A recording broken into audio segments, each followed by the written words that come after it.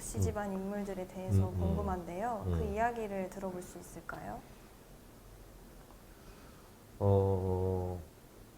도남동 하면 일반적으로 이제 뭐 어떤 사람들은 굉장히 못 사는 사람들이 사는 동네다 이런 생각을 제가 먼저도 이제 얘기했지만 그렇게 생각하시는 것 같은데 여기는 유력한 정치인도 살고 계셨고 이승만 초대 대통령의 도남장인가? 도남장도 여기 이 동네 어디 근처에 있었잖아요. 그래서 고흥문 씨, 국회 부의장이요. 고흥문 씨가 저희 아버지하고는 이렇게 의형제였어요. 굉장히 친했어요. 그래서 저는 어렸을 때 이제 우리 식구들이 형제 자매들이 거기에 이제 세배를 하러 갔던 기억도 있고. 그다음에 우리 집 옆에는 서울대학교 총장이었던 고병욱 씨가 살았어요. 서울대학교가 그때 해화동에 있었잖아요. 그때. 네. 그러니까 고병욱 씨가 살았고 앞집에는 고정훈 씨, 네. 민사당 총재. 네. 예, 민사당 총재였던 고정훈 씨가 살았고요. 그다음에 누구보다도 잊지 못할 사람은 저희 아버지 아니겠어요? 네. 고덕성 씨. 네. 상대적으로 덜 알려진 인물이지만 고덕성 씨라는 분도 살아 계셨다는 거를 제가 얘기하고 드리고 싶습니다. 네. 국회의원 선거에서 성북구에 출마한 조병옥 씨에 대해서 여쭤보고 싶은데요. 네, 조병옥 씨 아들인 조윤영 씨도 선거를 하러 나오셨는데 선거운동 풍경도 보셨나요? 그때 신민당 국회의원으로 이렇게 나오셔서 몇 차례 당선했던 걸로 알고 있어요. 근데 그 당시는 뭐 이렇게 뭐 TV 토론 이런 것들이 아니고 대중을 모아놓고 이렇게 뭐 연설을 하면서 이렇게 자기 신의 어떤 정치적인 견해를 밝히고 했던 그런 시대거든요. 그러니까 공터에서 이렇게 모아놓고 연설을 하셨어요. 근데 굉장한 그 웅변조의 말씀이셨고 달변과 말을 아주 잘하시는 분이었어요. 그리고 욕도 잘하셨어요, 그분은. 그리고 야외에서 뭐 이렇게 아무래도 하는 그런 연설이다 보니까 잘 안 들려서 그런지 제가 어린 제가 듣기는 이렇게 고함부터 질리는 것 같아요. 소리부터. 네, 그랬던 기억이 있습니다. 연설은 어땠나요? 연설이요? 어떤 내용이었나요? 주로 이제 집권당을 갖다가 실정을 갖다가 이렇게 밝히는 그런 연설을 하셨죠. 공화당을 갖다가 공화당의 실정을 집권당 공화당이 도남동에 성채처럼 여겨지던 집이 있었다고 들었는데요. 네. 어떤 형태의 집이었나요? 동네에서 가장 큰 집이었고요. 그 집은 담부터가 굉장히 높았어요. 집도 굉장히 컸지만은 거기에는 이제 대법원 판사를 역임하신 분이 살고 계셨고 그분은 제가 생각하기는 그 자그마한 키에 안경을 쓰신 것 같았고요. 그리고 경상도 분이었던 것 같아요. 그리고 그 사모님은 좀 키가 컸는데 그분도 역시 좀 경상도 사투리. 왜냐하면 친척들이 이렇게 놀러 오잖아요. 시골인가 뭐 어디서 놀러 오면은 말씨가 경상도 말씨예요. 기억이 나요. 이거는 그렇게 중요한 게 아니더라도 제 기억이 나니까. 네. 그리고 이제 제가 이제 프란츠 카프카라는 독일의 작가가 있어요. 카프카의 성을 갖다가 그 집에 이렇게 비유를 했는데 네. 우리 아이들의 어떤 그 마음속에는 내가 이 다음에 크면 잘 돼야지. 저처럼 큰 집에 살아야지. 이런 생각을 했으리라고 봅니다. 근데,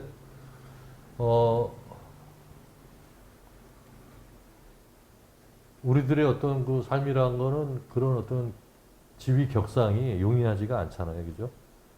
그래서 카프카의 성이라는 소설을 읽으면은 성에 들어가지 못하고 성 주변의 마을을 갖다가 골목길을 빙글빙글 돌아요. 주인공 K라는 인물이.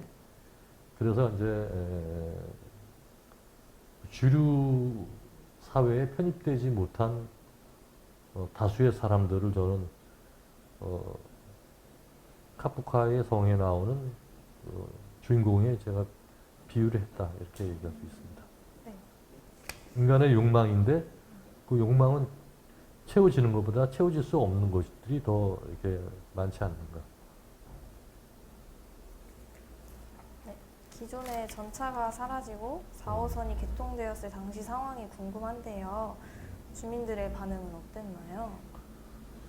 전차가 사라진 거는 일찌감치 사라진 것 같아요. 전차는 그 다음에 지하철 얘기했나? 전차가 지하철이 생겼을 때 지하철이 생기면서 길이 또 넓혀져야 되는 거예요. 왜냐하면 지하철이라는 게 지하에 다니는 이제 기차잖아요. 네. 소리가 울리기 때문에 집안이 흔들려요. 그러면 이제 길을 갖다가 넓힐 수밖에 없어요.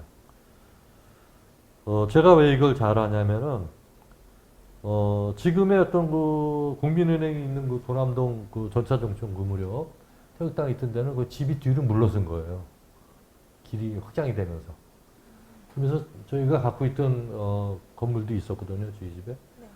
그거는 완전히 흘려버렸어요, 그거는. 그런 어떤 변화가 있었죠.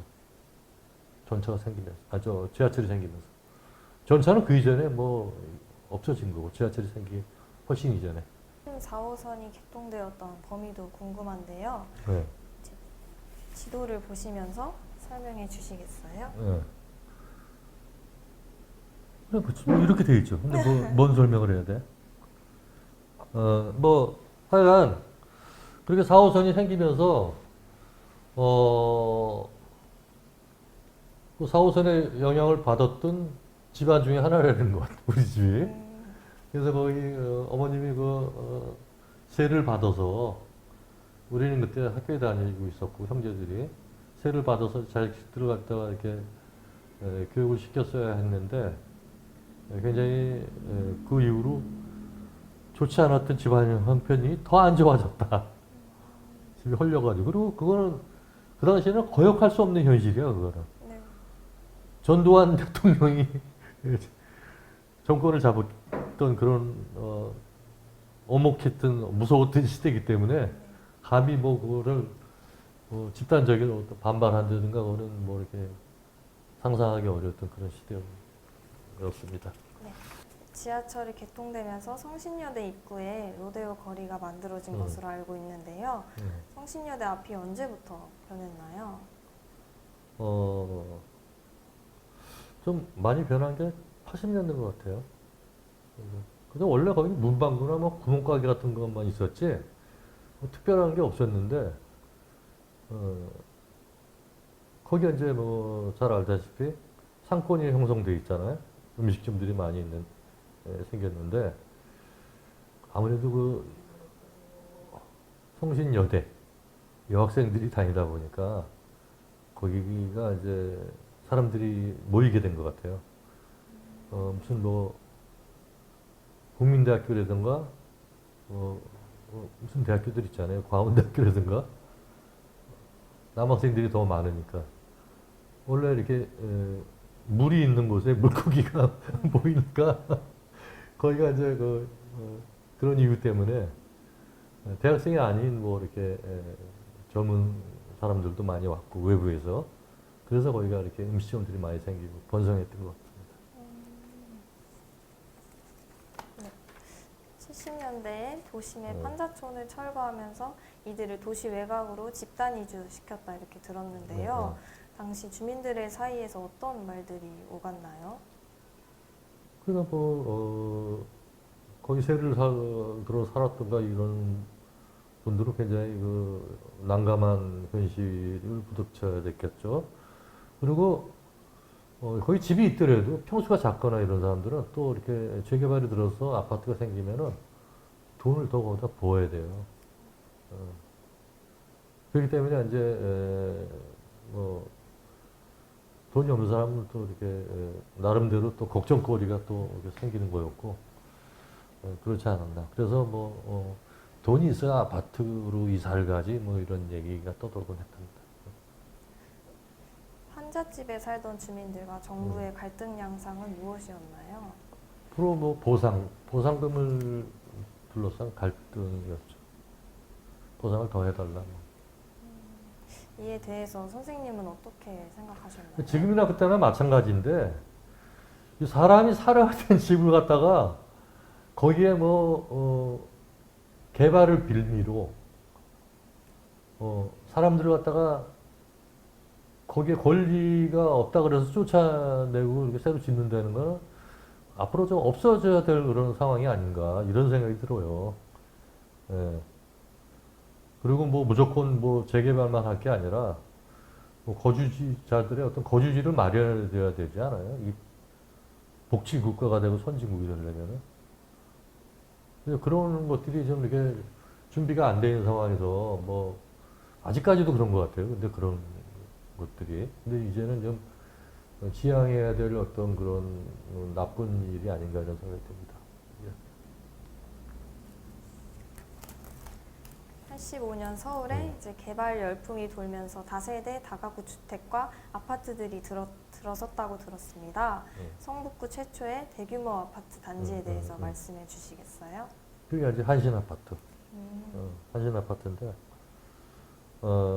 한신 아파트 생기기 전에 그 청수장이라고 정릉 사동 그쪽에 청수장 아파트인가 뭐 있었어요. 그게 소규모고 대규모는 이제 한신 아파트가 처음이었어요.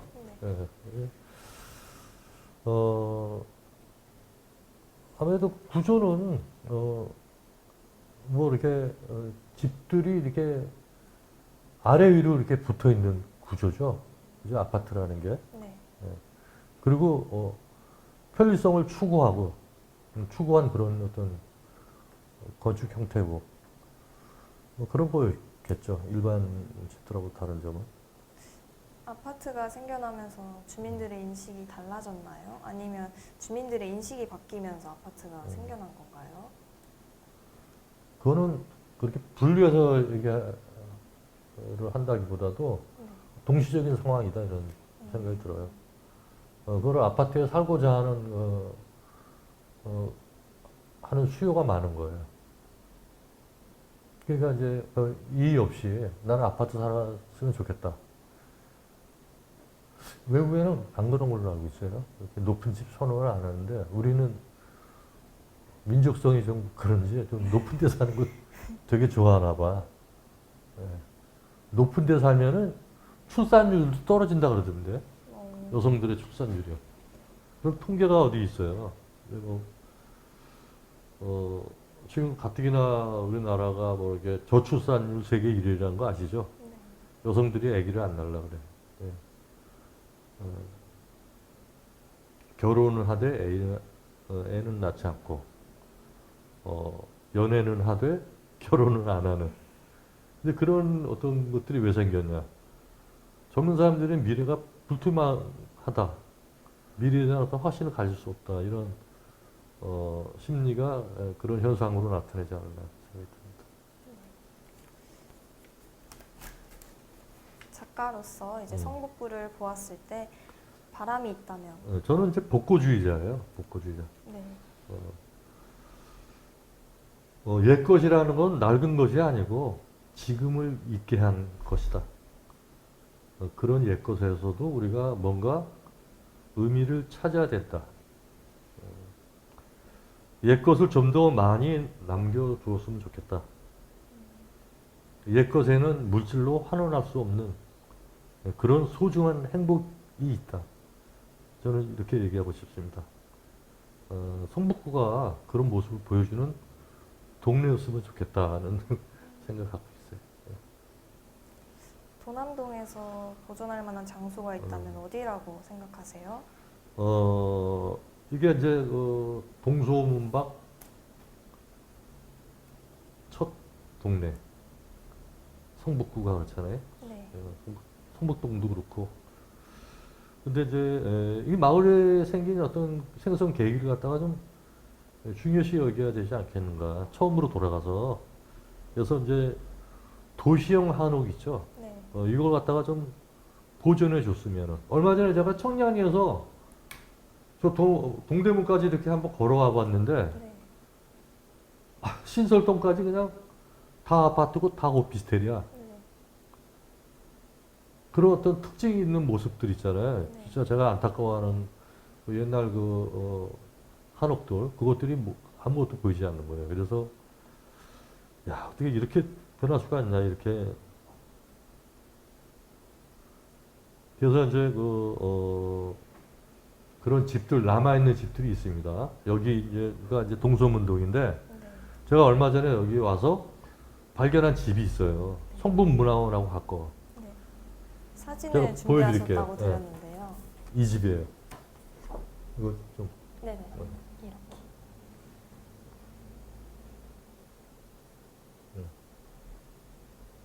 좀 멋있잖아요. 네. 이런 거 없어지면 좀 마음 아프지 않을까? 네.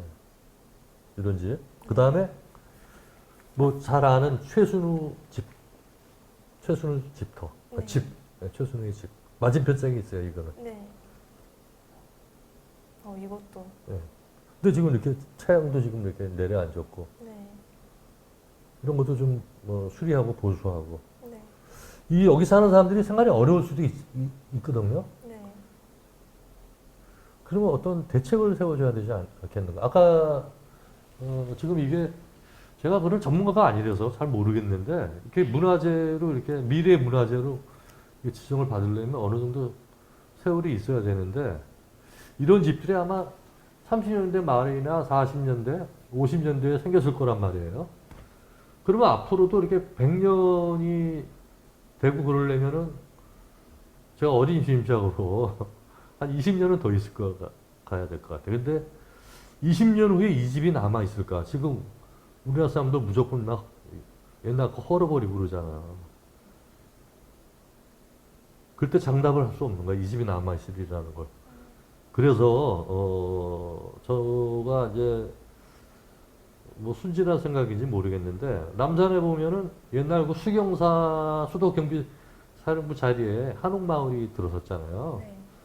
예, 그런 한옥마을처럼 이렇게 도시형 한옥도 전통 한옥은 아니지만은 성북구에 어디에 좀 이렇게 그 부지를 마련해 가지고 좀 이렇게 이런 집들을 좀 모아놨으면은 훗날을 좀 이렇게 생각을 해서라도 그런 준비가 좀 필요하지 않을까 이런 생각을 해봅니다. 네. 감사합니다. 도남동을 다른 지역과 비교했을 때 어떤 점이 좋고 어떤 점이 아쉽다는 생각이 드세요? 그래서 이제 뭐 방금 했던 얘기랑 뭐 같은 얘기인데 그래도 다른 지역에 비해서 네. 많이 사라졌지만은 이런 게 남아 있잖아요. 지금. 그러니까 이런 거 좀 잘 이렇게 보존을 했으면 위에 골목길과 집터요. 집을 갖다가 좀 보존하고 좀 우려가 되는 거는 이런 그 아파트에 모든 어떤 그 옛 모습들이 이게 지워지는 거 그런 것들을 굉장히 우려하는 거죠. 네. 감사합니다. 오랜 시간 예. 도남동에서 지내셨는데 예. 선생님에게 도남동이란 어떤 의미를 가진 곳인가요? 우리가 지금 이렇게 앉아 있는 곳, 우리가 있는 땅은 여러 역사들이 중첩된 된 것이다. 눈에 보이는 어떤 표층만 가지고 그 땅을 얘기할 수는 없다 이렇게 봅니다. 독일의 발터 베냐민이라는 에세이스트가 있어요. 네. 근데 베를린을 산책하면서 과거와 현재를 넘나드는 그런 글을 썼던 작가예요. 근데 그 작가는 아주 그 사소한 골목길 이야기, 집들을 이야기하면서 독일의 정체성과 어떤 역사를 갖다가 현미경 들여다보듯이 이렇게 표현을 해낸 그런 작가인데 역사란 게 그 거대한 어떤 담론만이 통하는 그런 역사가 아니고 작고 사소한 부분이 모여서 전체가 되듯이요. 이 대한민국이 이제 앞으로도 이 선진국에 들어서려면 지금 뭐 들어섰다고 하지만은 문화적으로는 좀 그 안목은 좀 선진국에 비해서 좀 짧지 않나 이런 생각이 들어요. 그래서 그런 어떤 그 인문학적인 성찰의 깊이가 좀 더해지고 눈에 보이는 어떤 표층뿐만이 아니라 그 안쪽을 좀 더 디테일하게 이렇게 좀 뭐 바라보는 안목이 생겼으면 합니다. 그래서 대한민국의 어떤 근대화 그리고 산업화 과정의 신세계의 어떤 이곳 도남동 이야기가 그 토대가 됐으면 하는 그런 바람이 있습니다. 네, 감사합니다. 네. 오늘 긴 시간 동안 귀한 말씀 들려주셔서 진심으로 네. 수고하셨어요. 감사드립니다. 네. 감사합니다. 네. 선생님의 이야기가 소중하게 잘 쓰일 수 있도록 네. 한국문화원연합회와 성북문화원이 애쓰도록 하겠습니다. 뭐 제가 좀 성실껏 한다고 했는데 말주변이 별로 없어가지고 아닙니다.